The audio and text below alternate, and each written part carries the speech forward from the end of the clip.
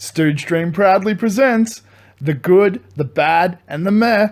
Your doc's picks for the comics you should be reading and you should avoid. I am your host, the Stooge, and of course I'm joined by the one and only Doc. Hi people, how we doing? Hopefully good. Well, we've got three comics to talk about tonight. This is just my ramble on about sort of random sort of stuff. Who knows what we're going to be talking, what sort of things we're going to be talking about down the track. But first off the bat, we've got Ultimate 6. Ultimate 6. Ultimate 6. Okay, interesting pick. Out of all the Ultimate books, you went for Ultimate 6. Well, actually, what I'm doing, all three of these books we've got tonight are ones that I've gotten from you quite recently. Yep. And it's actually quite, what do you call it? It's actually pretty cool to actually have the hard copy version of these things. And most of the stuff I got from you is actually literally hardcover. Yeah, the hardcover version. So I'm like, wow, these are actually books. I'm like, wow, okay, sure, it's cool to load up, 1,000, issues of Thor onto your tablet, but it's physical books are a different thing. Physical books are a different thing. I'm a physical collector. I have to read comics on a page. Like, I do read some digitally, but it's just not the same experience. It is definitely not the same experience, but you get to read a heck of a lot more comics and all sorts of weird stuff that even you've not heard of. Yeah, absolutely. You do pull out some random stuff. Oh, man. Well, but I will be throwing some really random stuff, but this is pretty middle of the road sort of stuff you could buy in any comic book store.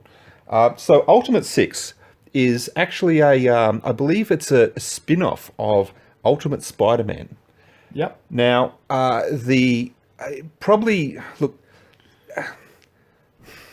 a quick background. It's the ultimate version of the Sinister Six, who debuted in Amazing Spider-Man way back in the 1960s. The characters came one at a time and then eventually teamed up when they worked out that they can't beat Spider-Man on their own. So they formed the Sinister Six. Yes. And it's they've amped it up to, because it's part of the Ultimates universe, they've gone and amped it up to 11, and there's Samuel L. Jackson as Nick Fury in there, which is fantastic. Yeah. This particular storyline is a bit all over the shop, but it's fun. It's really fun. It's written by Bendis, the great Bendis. Brian Michael Bendis, the god of comics. Sorry, I didn't introduce him correctly. Bendis. Better.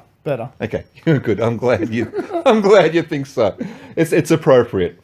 So it's a good, solid, fun comic. I wouldn't call it fantastic, but I would say it's quite enjoyable and a good read from start to finish.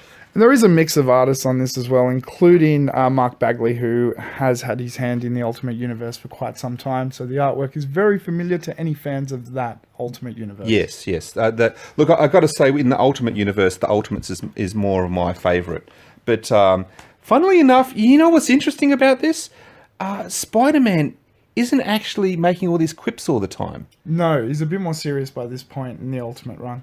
Yeah, so which is really funny when I'm reading the New Avengers, which is Volume 2 of the Avengers, and this compiles issues 7 through 13. Now, it's got also written by Bendis. Also written by the great Bendis. I was getting there. Don't you worry. I'm always going to give Bendis credit. The writing is spectacular. It's just. Oh, drat! Where's my freaking notes? I get all my notes lined up, and then they go all around the place. Here we go. So yes, it's really well composed. The first issue has literally got just meetings and interviews with for a super powered baby nanny. Yeah. So who's going to look after Luke Cage and Jessica Jones's baby? That's right.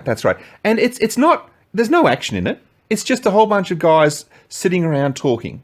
And it's like Bendis is the Quentin Tarantino of dialogue, Quentin Tarantino director of dialogue for comics. I absolutely agree, and that's a great analogy. When you can make D-Man relevant, even for 30 seconds, you're a good writer. Yeah, he turns up 3 times trying to, I'd really like to go and get into the Avengers. Is this a way for me to get into the Avengers? It's great. It's hysterical. It's really, it's just so much fun. There's oh yeah, you know what? Normally with these superhero groups, Spider-Man tends to steal the scene and dominate the show. Yeah, correct. But you know what? Luke Cage. Absolutely. I thought that was one of the great things of the new Avengers run, was taking a character like Luke Cage, who for the longest time was thought of as a joke and a really 70s blaxploitation character, reinventing the wheel of Luke Cage and making him the most relevant character in the Marvel universe. They turned him into a dad and a husband, and he's that much more awesome as a result. It's ridiculous. And the leader of an Avengers team. Yeah, that's right. That's right. There's a scene where he's out on a date with his wife Jessica Jones, who's also very cool in herself. But I can't go into that now because otherwise we'll take another 20 minutes just talking about Jessica Jones. Just talking about Alias, yeah. A Doombot turns up in New York City when they're in the middle of the date. He gets to fighting, and of course his shirt gets ripped to shreds, and he shows off his massive physique. And he's going toe to toe with the Doombot, and he's about to get his ass kicked when Jessica Jones whacks the Doombot over the head with a fire hydrant, and it's freaking awesome. And there's a scene in it. Oh drat, where is it? Okay, so she says, "What is it doing here? Again, you do not realize I have not left your side all day. There's nothing going on here that I know that you don't. I'm talking out loud. I'm thinking it out. You're looking right at me when you do it. It makes me think that you're talking to me." It's like a real conversation that people would have. It's a real conversation that married people would have. Yeah. And we're just talking about married superheroes. And it's funny. It's just, there's women trying to pick him up in the middle of this of this conversation, and he's cool and she's cool, but he's just they're just playing it up and they're playing with it. Yeah, that's really cool. So what you're saying, basically, I believe, if I'm getting to the gist of it, is the writing is realistic, the characters are realistic, and Bendis has done a great job of putting together a new Avengers. Oh, it's fantastic. Look, it's volume 2 of the new Avengers. It's not his first time rebooting the new Avengers. Yeah. But not rebooting the Avengers. But I got to say, it's probably the best Avengers I've ever actually read, perhaps. I'd agree with you. From the beginning of the actual new Avengers, the first time when the raft gets destroyed by Electro, and it's just whoever rocks up. Yes. And you had Wolverine, Spider-Man, Luke Cage, Iron Man, Captain America. And that conversation the Cap and Iron Man have, like, firstly about Wolverine and Spider-Man's like, we can't have them on the team. Like, everyone hates that guy, talking about Spider-Man. And that guy's a killer. And they're like, yeah, but they rocked up. Yes. Yes. Yeah. Oh, look, it's like, yeah. Well, we can go and talk about all this way he reboots things, but yeah, it's such an organic way to start up a superhero team. It's not like it's not like, oh well, we should team up and go and fight the bad guys. You know, it's literally shit's gone down at the raft. New York's out of power. Oh my God, get out there, stop, figure out what's happening and stop it. Who's there? That's the team. Yeah. Like, it's great, yeah. Yeah. And he just continued on with a great run throughout that and volume 2 and so forth.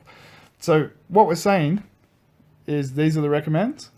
I'd 2 thumbs up for New Avengers and 1.5 for Ultimate 6. Okay.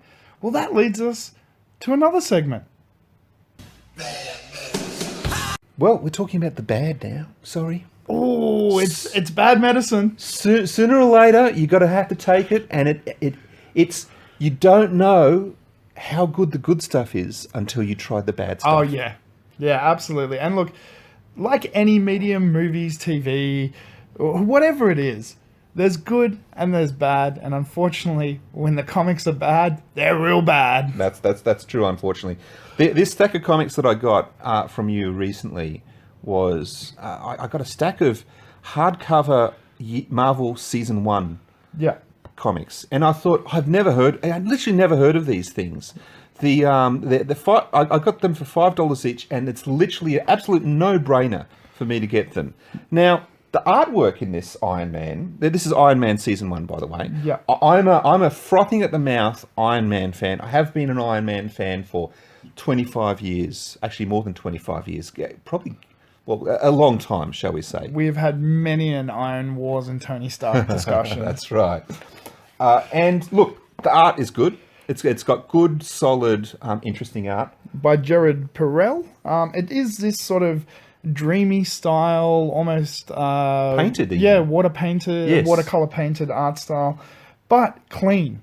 It's not that dirty painted art style. It's quite clean. The lines are quite clean. You can see exactly what's going on. I agree with you. The art is quite nice. It does look like a painting.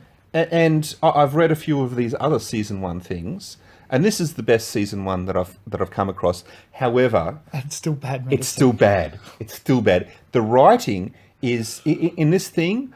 The best thing you can talk about the writing of this is it's totally phoning it in. Oh, then it's written by Howard Shakin. The name sounds familiar. I'm really freaking awful when it comes to names. We're just googling it now. I believe I'm gonna go way guess here. I think he did 80s Marvel books. Wouldn't surprise me.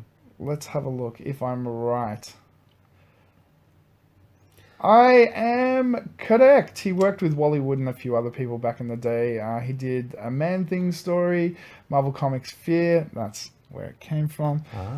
National Lampoon writer at one stage in his life. Had run with Julie Schwartz, who was a Superman editor for DC for many years. He worked with Denny O'Neil as well, so that's quite interesting. So he has worked with some of the great artists and writers of comic lore.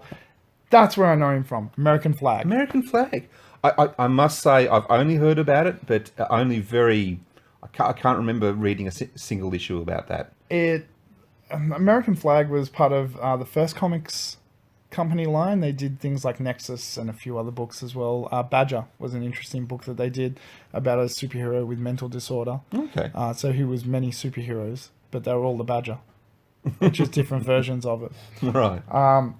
American Flag was a futuristic look at politics and society and so forth. It was supposed to be one of those more upper class, deeper books of the 80s, and it just didn't work. It looks, just looking at the way it's laid out and the style of it, it looks very much like New Universe. Yeah, it has that feel to it. I did not like American Flag. I've read a bunch of it, and it just never worked for me. Mm-hmm.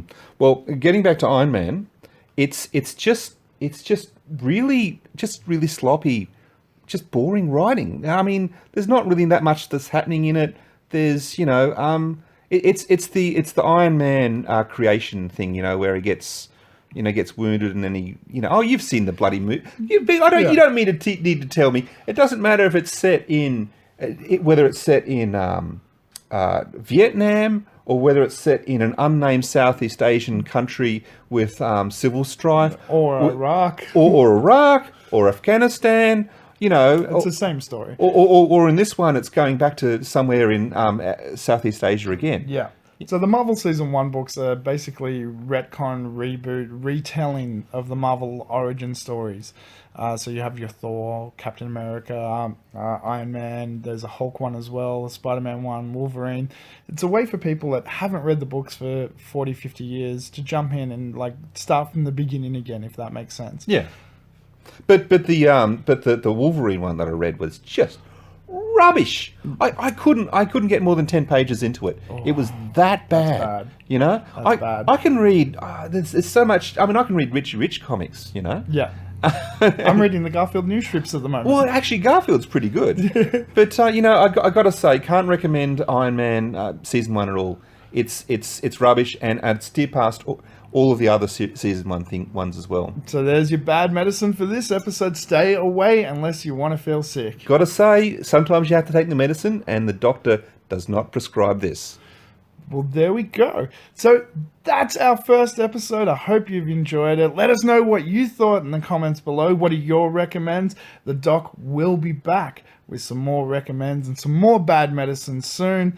So keep hanging out for that. Until next time, I've been your host, Stooge. And I'm the Doc. Take an apple and call me in the morning.